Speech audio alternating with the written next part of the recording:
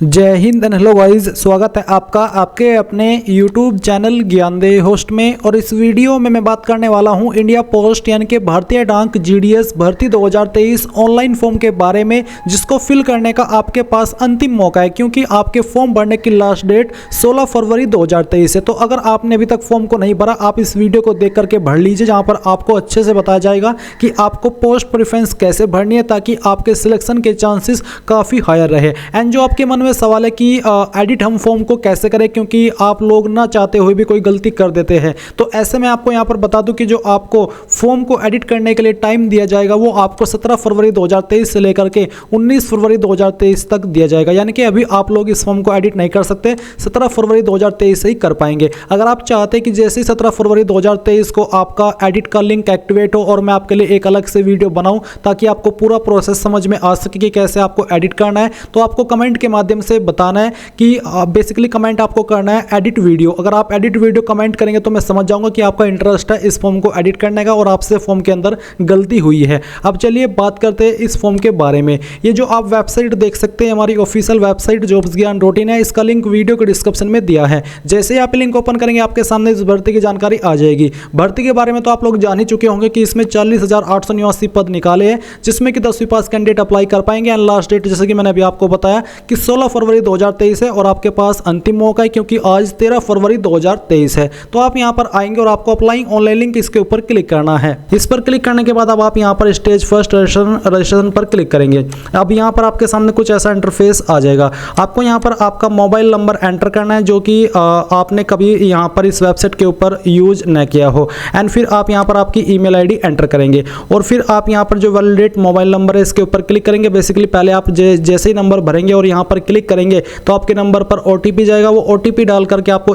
अपना number verify करना है। सेम तरीके से आप ईमेल फिल करके वैलिडेट ईमेल पर क्लिक करेंगे तो उसके ऊपर भी OTP जाएगा, वो भी आपको यहाँ पर वेरीफाई कर देना है। अब आपका जो नाम है वो आपको 10th के सर्टिफिकेट के अकॉर्डिंग एंटर करना है। एग्जैक्ट नेम आपको देना होगा। फिर आपको यहाँ पर आपके फादर का नेम एंटर करना है, ये भी आप 10th के सर्टिफिकेट के अकॉर्डिंग ही एंटर करेंगे। आप यहाँ पर आपकी मदर्स का नेम भी दे सकते हैं अगर आप देना चाहते हैं। फिर आप यहाँ पर जो आपकी डेट ऑफ बर्थ है वो आप कैलेंडर के ऊपर क्लिक करके इस तरह से सिलेक्ट कर लेंगे। इसके बाद यहाँ पर आपकी DOB आ जाएगी। देन यहाँ पर आपसे पूछिए कम्युनिटी, यानी कि आपकी कास्ट कम्युनिटी क्या है, बट उसके पहले यहाँ पर है जेंडर, तो आप अपना जेंडर सेलेक्ट कर लेंगे। फिर आता है कम्युनिटी, तो जो भी आपकी कास्ट कम्युनिटी है UR यानी कि जनरल प्लस EWS, तो आप ये सेलेक्ट करेंगे। OBC SC ST जो भी है वो आप यहाँ पर सेलेक्ट कर लीजिए। फिर 8वें पॉइंट में आपसे पूछा है कि circle in which secondary school pass, यानी कि 10वीं आपने कौन सी स्टेट से की है, तो वो आप यहाँ पर स्टेट सेलेक्ट करेंगे जहाँ से आपने 10वीं पास की है। फिर किस ईयर जो आपको बोला ईयर ऑफ पासिंग, किस ईयर के अंदर आपने पास किया वो ईयर आप यहाँ पर सेलेक्ट कर लेंगे। इसको सेलेक्ट करने के बाद में यहाँ पर गाइज आपके सामने कैप्चा कोड आ चुका है, आप यहाँ पर इसको एंटर कर देंगे। एंड जो भी जानकारी आपने भरी है इन सभी को आप वेरीफाई करने के बाद में सबमिट पर क्लिक करेंगे। सबमिट पर क्लिक करने के बाद में आपके सामने यहाँ पर जो रजिस्ट्रेशन का पहला पार्ट है वो पूरा हो जाएगा और इसी में आपको कुछ और जानकारी ऐड करनी है। जैसे कि 10 पॉइंट है आधार नंबर। अगर आपका आधार नंबर है, आपके पास आधार कार्ड है, तो आप यहाँ पर दे देंगे, नहीं तो आप इसको खाली छोड़ सकते हैं। फिर आपसे पूछेगी कि आप विकलांग है, अगर आप है तो आप यस करें, नहीं तो आपको नो करना है 11 पॉइंट में।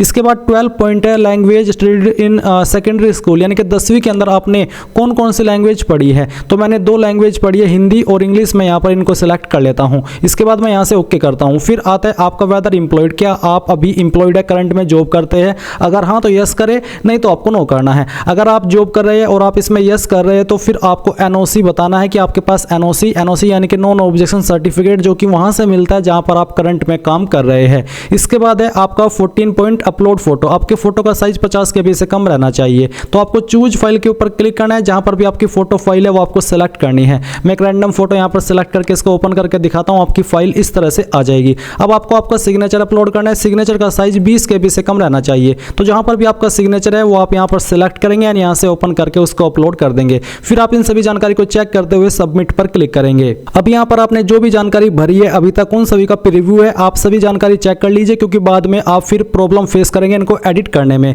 तो पूरी तरीके से श्योर होकर के आपको यहां पर टिक करना है एंड आपको सबमिट पर क्लिक करना है। सबमिट पर क्लिक करने के बाद आप यहां पर देखेंगे कि जो आपका रजिस्ट्रेशन है वो कंप्लीट हो चुका है और आपको आपका रजिस्ट्रेशन नंबर मिल चुका है। अभी आपको यहां पर क्या करना है, आपको कंटिन्यू टू अप्लाई इसके ऊपर क्लिक करना है। इस पर क्लिक करने के बाद आपका रजिस्ट्रेशन नंबर यहां पर दिया है और सर्कल अप्लाइंग फॉर्म में आपको यहां पर अपना सर्कल सेलेक्ट करना है जिसके लिए आप अप्लाई कर रहे हैं। तो जैसे कि मैं यूपी में ही अप्लाई करता हूं, मैं यहाँ पर इसको सिलेक्ट कर लेता हूँ। इसके बाद आप सबमिट पर क्लिक करेंगे। फिर से आपके एक नंबर पर OTP सेंड किया गया है, वो OTP आप यहाँ पर डालेंगे, ये कैप्चा कोड फिल करेंगे एंड देन नेक्स्ट के ऊपर क्लिक करेंगे।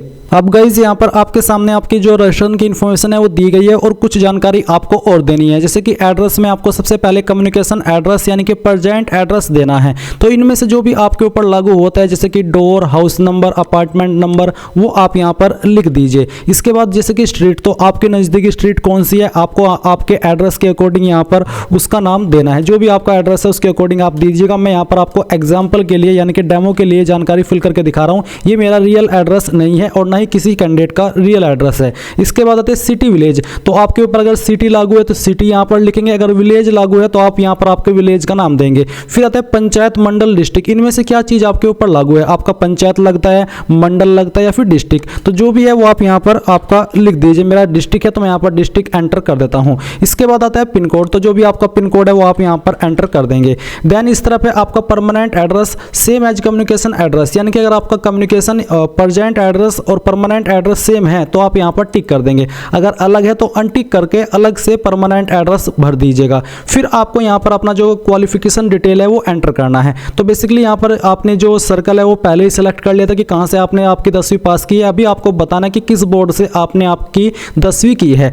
ये बोर्ड सेलेक्ट करने के बाद आता है सिलेक्ट रिजल्ट टाइप, किसके अंदर आपके नंबर थे, तो यहाँ पर मैं मार्क्स सेलेक्ट कर लेता हूँ। मार्क्स सेलेक्ट करने के बाद में आपके सामने कुछ इस तरह से अतिरिक्त ऑप्शन आ जाएंगे। अब आपको सिलेक्ट रिजल्ट टाइप, तो इसमें आपके जो सब्जेक्ट है बेसिकली वो आपको बताने हैं। तो यहाँ से मेरा पहला सब्जेक्ट है हिंदी, मैंने हिंदी सेलेक्ट किया। हिंदी में आपको जो नंबर आए थे वो आप यहाँ पर एंटर करेंगे। फिर सेकंड सब्जेक्ट जो आपका था वो सब्जेक्ट आप यहाँ पर इस तरह से सेलेक्ट करेंगे और फिर जो आपका तीसरा सब्जेक्ट था वो आप यहाँ पर सेलेक्ट कर लीजिए, जो भी आपके पास 10वीं के अंदर था। मैं यहाँ पर मैथमेटिक्स सेलेक्ट करता हूँ। फिर आपका जो फोर्थ सब्जेक्ट था वो कौन सा था वो आप यहाँ पर सेलेक्ट करेंगे। फिफ्थ सब्जेक्ट आपके पास कौन सा था वो आप यहाँ पर सेलेक्ट कर लेंगे एंड फिर जो आपके पास अलग से अन्य सिक्स्थ सब्जेक्ट था वो आप सेलेक्ट कर लेंगे। इस तरह से आप इनको सेलेक्ट करेंगे। फिर आप इनके नंबर फिल करेंगे।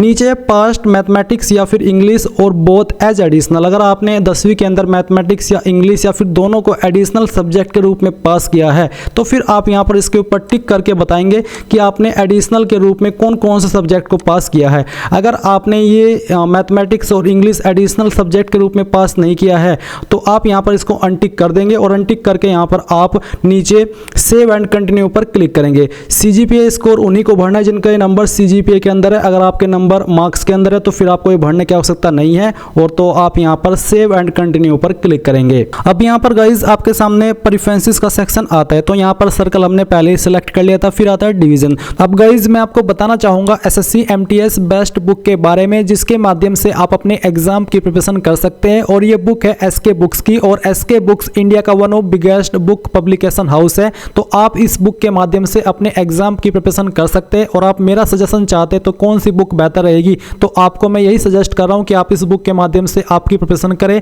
इसमें आपको आपकी बुक हिंदी और इंग्लिश दोनों के अंदर मिलेगी एंड साथ ही यहाँ पर इनका जो अभ्यास पेपर सेट है यानी कि प्रीवियस ईयर पेपर का, उसका भी जो बुक है वो आता है। आप इस बुक को भी परचेज कर सकते हैं। वीडियो के डिस्क्रिप्शन में आपको लिंक दिया है। अब आपके मन में सवाल है कि इस बुक के अंदर क्या क्या आपको देखने को मिलेगा, तो इस बुक के अंदर आपको न्यू सिलेबस और पैटर्न के अनुसार क्वेश्चन पेपर देखने को मिलेंगे। अभ्यास के लिए आपको मॉडल पेपर भी इस बुक के अंदर दिए गए हैं। समस्त विषयों का समावेश आपको यहाँ पर देखने को मिलेगा, जैसे कि GK, science, math, reasoning and general English, all chapter theory आपको यहाँ पर देखने को मिलेगी। तो बेसिकली ये आपके लिए वन ऑफ बेस्ट बुक है आपके इस एग्जाम की प्रिपरेशन करने के लिए। तो जाइए, वीडियो के डिस्क्रिप्शन में लिंक दिया है बाय करने का, बाय कर लीजिए। तो उस जो आपका इस सर्कल है इसमें आप किस डिवीजन को प्रेफरेंस देना चाहते हैं वो डिवीजन आप यहाँ पर सेलेक्ट कर लेंगे। इस डिवीजन को सिलेक्ट करने के बाद में यहाँ पर डिवीजन के अंदर किस ऑफिस में किस पोस्ट पर वैकेंसी है वो आपको देखने को मिल जाएगा। जैसे कि यहाँ पर मुझे पहली प्रेफरेंस बेहट SO को देनी है तो मैं यहाँ पर इस वाले सेक्शन में 1 लिखूंगा, फिर मैं इसमें 2 लिखूंगा और फिर मुझे इसको तीसरे नंबर पर रखना है और इसे मुझे 4th नंबर पर रखना है और इसे मुझे 5 पर, इसे 6 पर और इसे 7 पर और इसे 8 पर और इसे 9 पर और इसे 10 पर। यानी कि ये आपकी चॉइस के अकॉर्डिंग है किस ऑफिस को आप कितनी नंबर पर प्रेफरेंस देना चाहते हैं। अब ये प्रेफरेंसेस का मतलब क्या है, तो मैं आपको बता दूं कि जितनी ज़्यादा जो यहाँ पर आपके ऑफिस है उनको आप प्रेफरेंसेस देंगे उतने ही आपके मौके बनेंगे सिलेक्शन पाने के। अब ऐसा क्यों, वो भी मैं आपको बता देता हूँ। ऐसा इसलिए कि मान लीजिए आपके एक ऑफिस पर आपने फॉर्म भरा और वहाँ पर ऐसे कैंडिडेट ने फॉर्म भरा जिनकी परसेंटेज 10वीं के अंदर कम है और आपकी परसेंटेज हायर है, तो इसका मतलब आपका चांस ज़्यादा बनेगा उस ऑफिस पर सिलेक्शन पाने का। इसलिए आप जितने ज़्यादा ऑफिस को प्रेफरेंसेस देंगे इतना ही आपका मौका बनेगा सिलेक्शन पाने का। अगर आपने सिर्फ एक दो को ही प्रेफरेंसेस दी और उसी एक दो पर काफ़ी सारे कैंडिडेट ने फॉर्म भर दिया जिनकी परसेंटेज आपसे काफ़ी ज़्यादा है, तो फिर आपका मौका नहीं बनेगा। इसलिए मैं आपको ये बता रहा हूँ कि आप जितनी ज़्यादा ऑफिस को प्रेफरेंसेस देंगे उसी के अकॉर्डिंग आपका चांसेस बनेगा सिलेक्शन पाने का। तो यहाँ पर आप अपनी चॉइस के अकॉर्डिंग जितने चाहे उतनी प्रेफरेंसेस दे सकते हैं। इसके बाद आप यहाँ पर देखेंगे सिलेक्ट सर्कल एंड डिवीज़न। तो अगर आप सिलेक्ट हो जाते तो आप कौन से सर्कल पर अपने डॉक्यूमेंट वेरिफिकेशन कराना चाहते हैं, पहले तो आप यहाँ पर स्टेट सेलेक्ट करेंगे, फिर उस स्टेट के अंदर कौन से डिवीज़न पर आप अपना जो डॉक्यूमेंट वेरिफिकेशन है वो कराना चाहते हैं वो आप यहाँ पर सिलेक्ट कर लेंगे। ये सिलेक्ट करने के बाद में आप यहाँ पर नीचे आएंगे और आपको यहाँ पर डिक्लेरेशन के ऊपर टिक करना है। इसके बाद इन सभी जानकारी को वेरीफाई करते हुए सेव एंड प्रोसीड पर क्लिक करना है। अब आप देखेंगे एप्लीकेशन सबमिटेड सक्सेसफुली। अब आप यहाँ से इसको ओके कर देंगे। ओके करने के बाद में आपके सामने आपके फॉर्म का प्रिंट आ जाएगा। आप यहाँ पर लास्ट में आएंगे और प्रिंट के ऊपर क्लिक करके इसको प्रिंट कर लेंगे। अगर आपके पास अभी प्रिंटर मौजूद नहीं है तो PDF के रूप में सेव कर लीजिएगा और बाद में प्रिंट करा लीजिएगा। इस प्रकार से आप लोग इंडिया पोस्ट GDS फॉर्म को बिना किसी मिस्टेक के भर पाएंगे। आई होप ये प्रोसेस आपको पसंद आया होगा। So thanks for watching. जय हिंद।